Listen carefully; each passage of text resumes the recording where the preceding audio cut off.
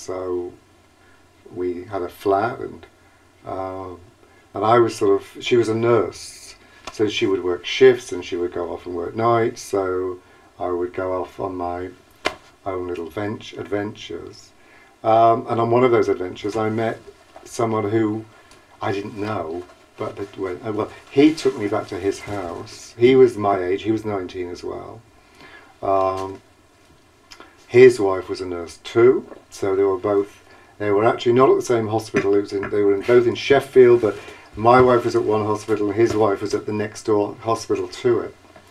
There were two hospitals in Sheffield, two big hospitals. And I think that was really, I think, the sort of driver for me to move away from Derbyshire, because what I was really concerned about was that I could see that this was going to be it had the potential to be a relationship, and that was terrifying because we were both married. It was obvious that if the wives were actually going to be going off to do their shifts, that we would be meeting up, and then, you know, at some point something would go wrong. I mean, it was you know, a very dangerous situation.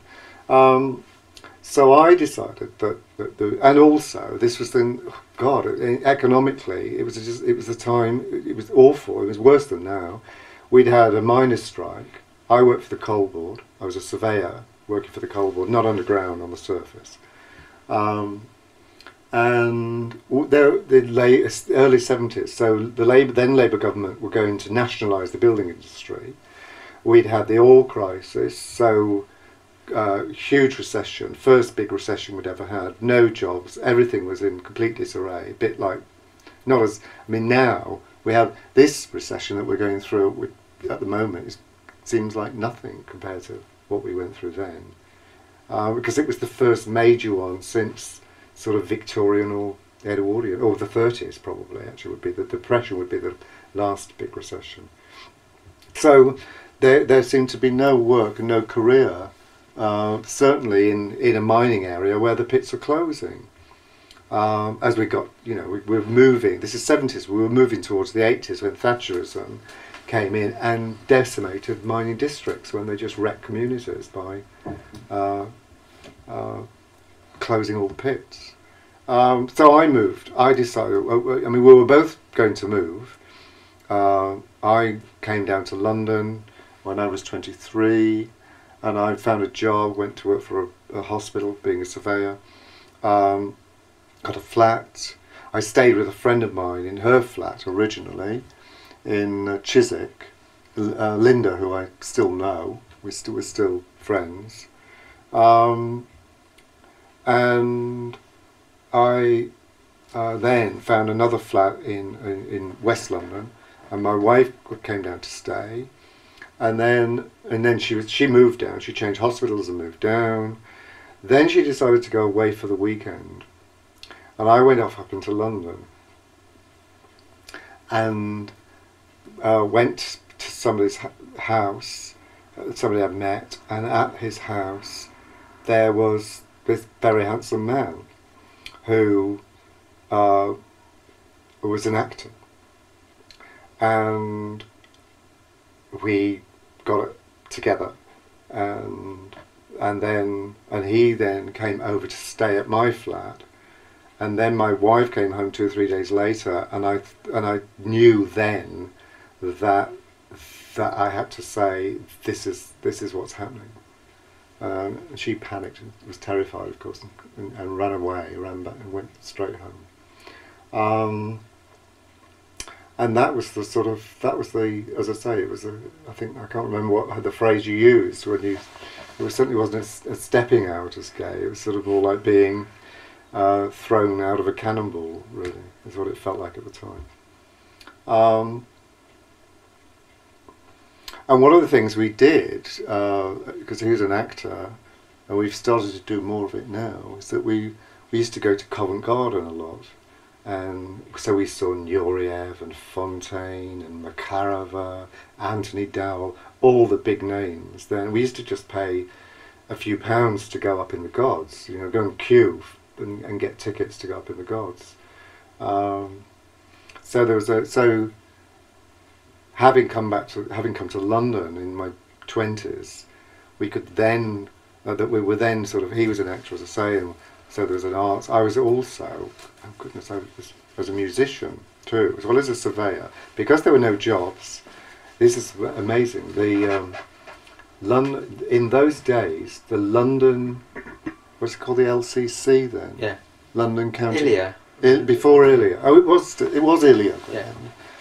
When we had Ilia, if you wanted to play an instrument and you weren't from a middle-class traditional background that would enable you to go to a music college, they would pay half of your fees to go to a college. So the Guildhall School of Music had I could go to the Guildhall and study part-time to be a musician because I played the flute. And so I started to go to Guildhall, and had a great teacher who's still around. He's phenomenal. He was a co-student of Jimmy Galway, because they were together at about the same age at Guildhall. So my technique was just transformed because I had this amazing teacher who taught me how to play in a really professional way. So I did a teaching diploma, switched from being a surveyor to teaching music, got jobs as a musician. We went to Brighton, and I had a very good life for 7 or 8 years being a music teacher and playing. Friends worked in the West End, so I got jobs from time to time. So I had a very reasonable lifestyle. Then we came back to London. He was moving away to Brighton wasn't very good for his work in theatre, and he got a job. So we needed to be in London again. So, but then we got into the 80s, didn't we? We split up anyway. We went our different ways, and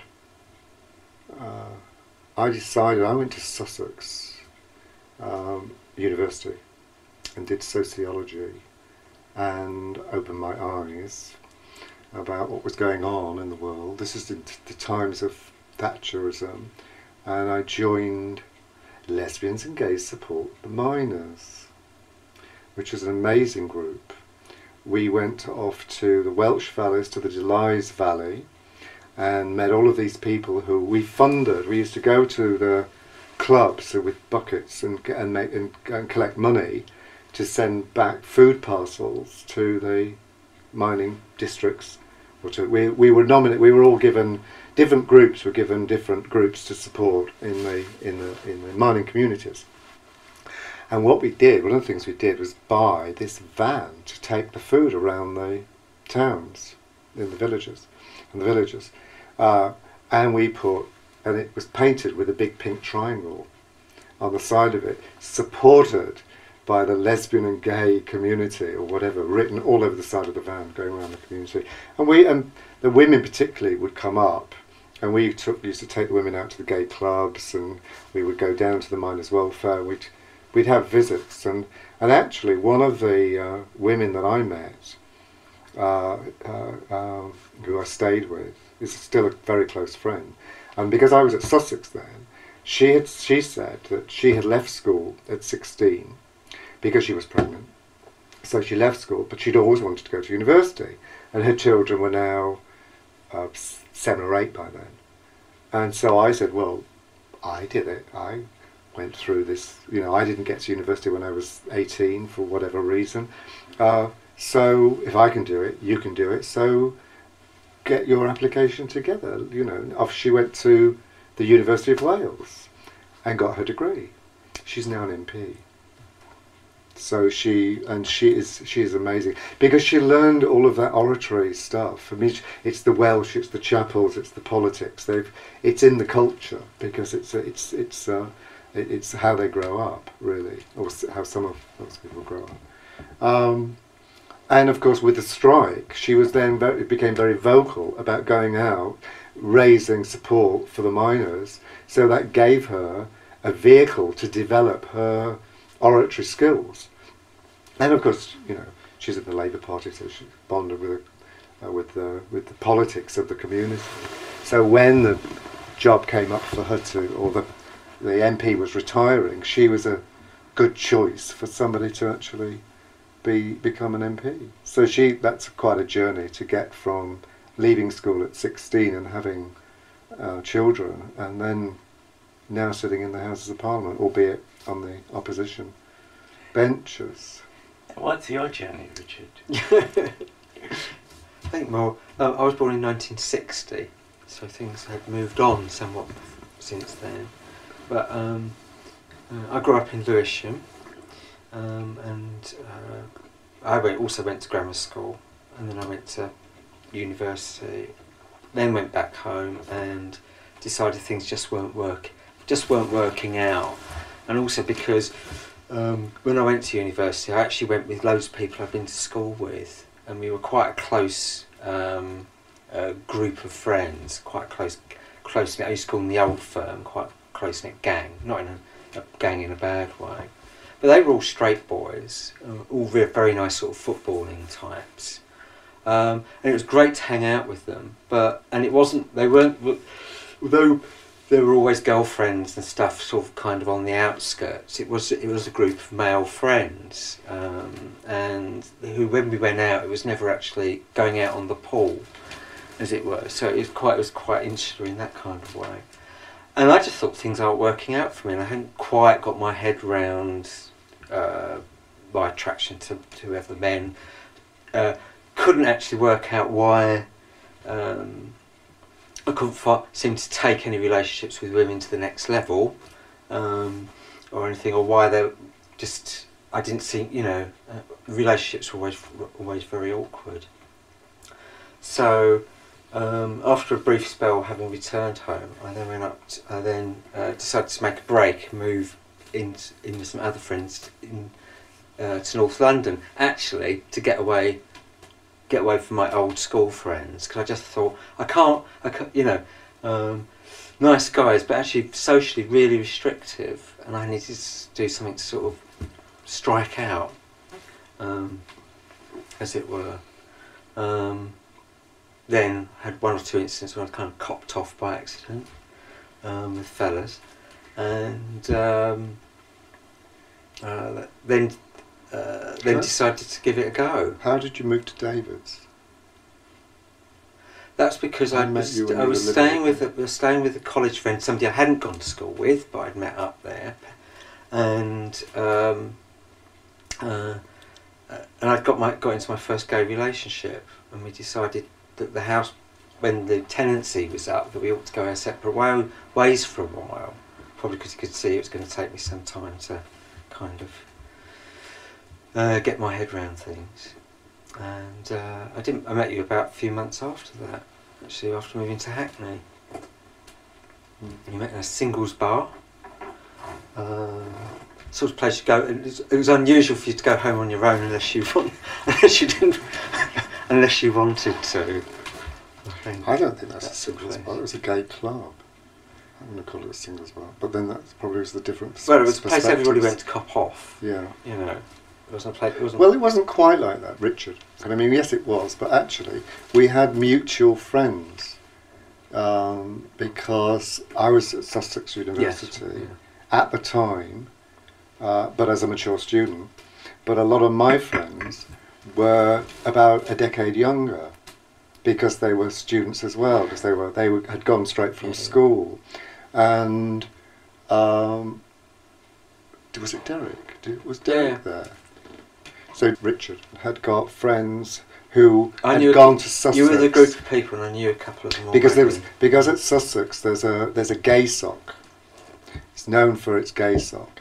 And actually, people stayed around afterwards. So there was we still see people from university who were in gay sock at the time. And Richard had got a friend who went to Sussex when he went to Leicester, and he still. So we met up with. We both went in different. Coincidentally, he went with a group of people who were connected to Sussex, and I was there with other people who were from Sussex, and so we got to meet each other just by two sets of friends meeting up. Coincidentally, I think it wasn't arranged that we'd be there. We just went to the pub and then realised that the other people were in there. And we got talking. And we got talking, and then, oh God, it was so funny.